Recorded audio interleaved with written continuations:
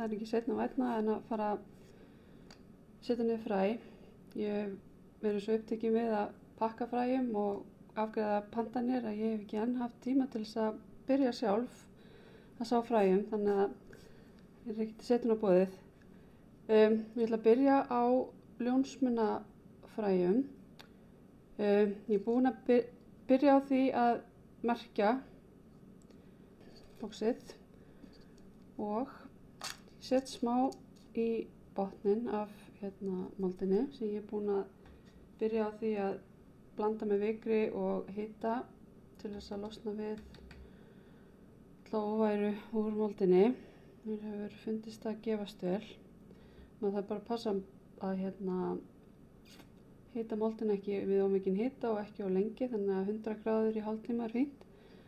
Síðan setja ég vatnsskjel til þess að halda raka í moldinni því að svona nýspíraðar fræplöntur eru mjög viðkvæmar fyrir því að þorna og við viljum ekki að það gerist.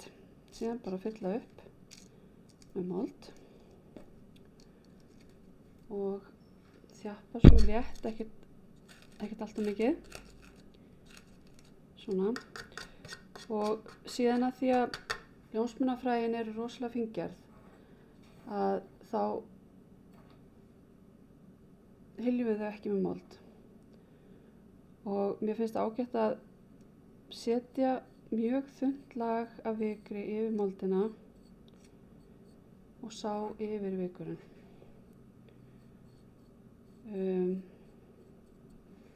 Og ég er búin að meðhöndla hann.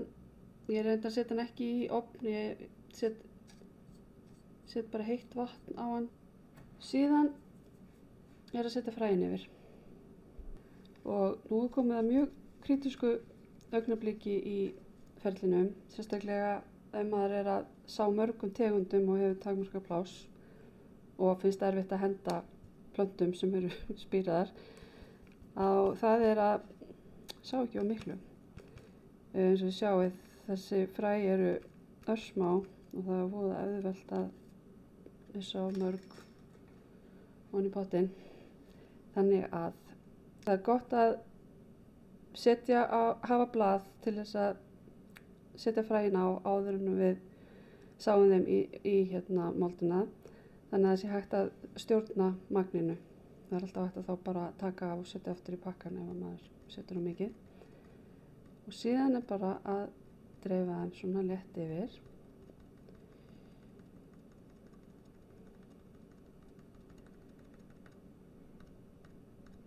Svona, ég held að þetta sé orðið vel nóg. Og að lokum þá er að úða yfir svolítið duglega. Þannig að fræin nái örugglega snertingu við moldina.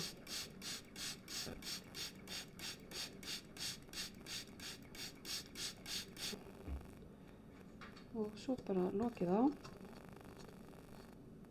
svo bara bíða því að fræið spíri.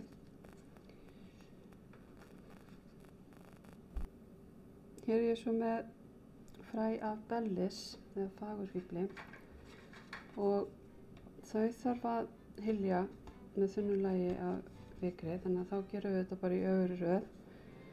Byrja á því að dreifa fræjunum yfir moldina og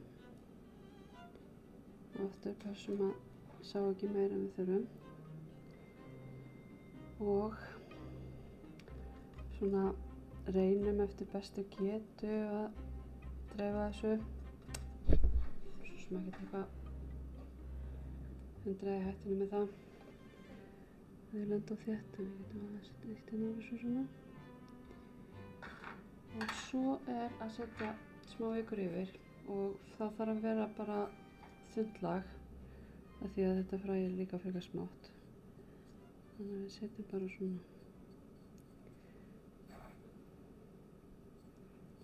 rétt yfir. Og svo má nú benda á að þó að ég sé að byrja að sá síðar heldur en ég hef gert venjulega að það er ekkert of seint og það er ennþá til fræ. Eitthvað, það er mjög mikið búið og takk fyrir bara frábæra viðtökur, en það er alveg mjög fallega tegundir eftir ennþá fyrir þau sem eru ekki búin að redda ykkur fræjum fyrir sumarið.